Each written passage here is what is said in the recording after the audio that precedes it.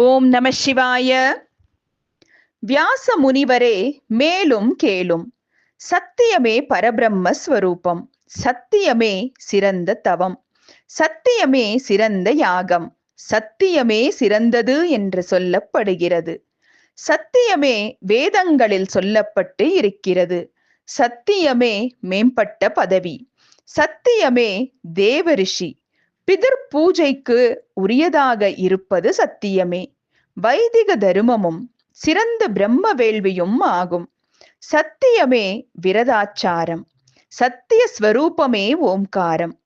சத்தியத்தினாலேயே காற்று வீசுதலும் சூரியன் தகித்தலும் அக்னி எரிதலும் என்று உணர வேண்டும். சத்தியத்திலேயே ஸ்வர்க்கம் நிலை பெற்று உள்ளது. சத்தியவானுக்கு சர்வவேத பாராயணமும் சகல தீர்த்த ஸ்நானமும் செய்த பயன் கை கூடுவதுடன் தன் கோரிக்கைகள் யாவற்றையும் அடைய கூடும். 1000 அஸ்வமேத யாகங்களை செய்த பயனையும் சத்தியத்தின் பயனையும் நிறுத்தால் சத்தியத்தின் பயனே விசேஷமாக இருக்கும். சத்தியத்தினாலேயே தேவர்களும் முனிவர்களும் திருப்தி அடைகிறார்கள். சத்தியமே கவனிக்கத்தக்கது. முனிவர்கள் சத்தியத்தினாலேயே சிறந்த சித்திகளை அடைந்து அப்சரசுகளுடன் கூடி திவ்ய விமானங்களில் ஏறி விரும்பிய இடங்களில் சென்று திரும்புகிறார்கள். ஆழ்ந்தும் பரந்தும் விளங்கும் புண்ணிய தீர்த்தமான சத்தியத்தில் நல்ல மனதோடு மூழ்க வேண்டும். அதுவே தூய்மையான நீராடல் ஆகும். தன்னை முன்னிட்டோ பிறரை முன்னிட்டோ பொய் சொல்லாமல் சத்தியத்தையே சொல்பவர்கள் எப்பொழுதும் ஸ்வர்க்க பதவியிலேயே இருப்பார்கள். பிராமணரிடத்தில் வேதம், யாகம், மந்திரம் முதலியன எப்போதும் இருக்கின்றன. எனினும் அவர்கள் சத்தியமற்றவர்களானால் ஒரு புல்லையும் அடைய மாட்டார்கள். ஆகையால் மனநிறைவாக மக்கள் அனைவரும் வாய்மையையே உறுதியாக கொள்ள வேண்டும்.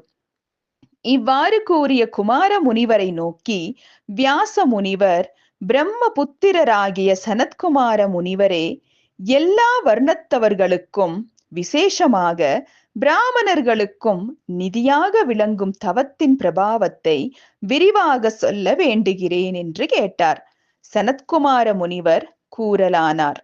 வியாசரே, எல்லா விருப்பங்களையும் கொடுக்க வல்லதும் பிராமணர்களால் பெருங்கஷ்டத்துடன் செய்யத்தக்கதுமான தவத்தின் மகிமையை சொல்லுகிறேன் கேளும். தவமே பரபிரம்ம ஸ்வரூபம் என்று பெரியோர்கள் கூறுவார்கள். தவத்தினாலேயே பெரும் பயன்கள் கைகூடும்.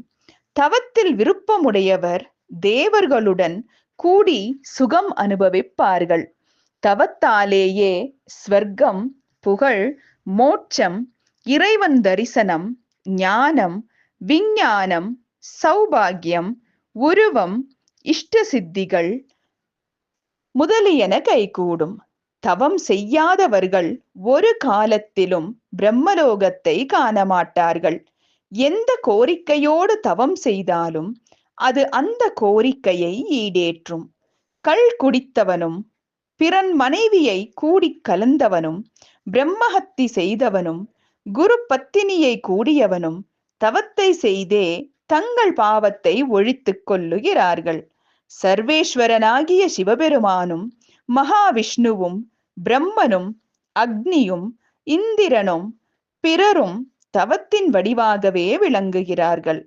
பிரம்மச்சரியத்தை மேற்கொண்ட 86,000 முனிவர்களும் தவத்தை அனுசரித்தே ஸ்வர்க்கத்தில் தேவர்களுடன் கூடி ஆனந்தப்படுகிறார்கள். இந்திரன் எண்ணிறைந்த காலம் பெரும் தவம் செய்து 3 உலகையும் ஆளும் பதவி பெற்று பகைவர்களை வென்றான். சூரிய சந்திரர், நட்சத்திரங்கள், நவக்கிரகங்கள் உலகனைத்திற்கும் இதமுண்டாக்க மாபெரும் தவம் செய்து உலகங்களை பிரகாசிக்க செய்கிறார்கள். தவத்தை செய்யாவிட்டால் இகத்திலும் பரத்திலும் சிறிதும் சுகம் என்பது உண்டாகாது.